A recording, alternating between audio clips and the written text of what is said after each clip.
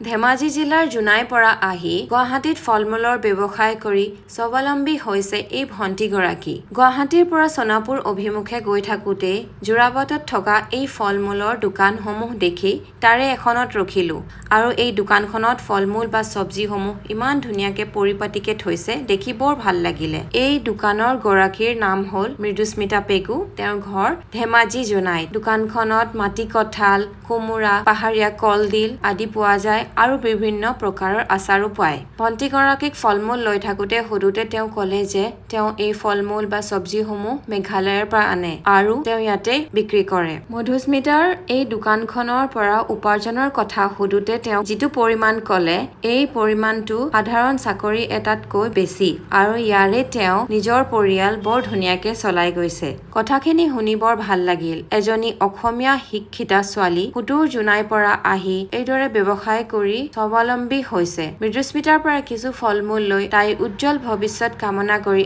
আমি আগবাঢ়িলো আমাৰ গন্তব্যস্থানলৈ।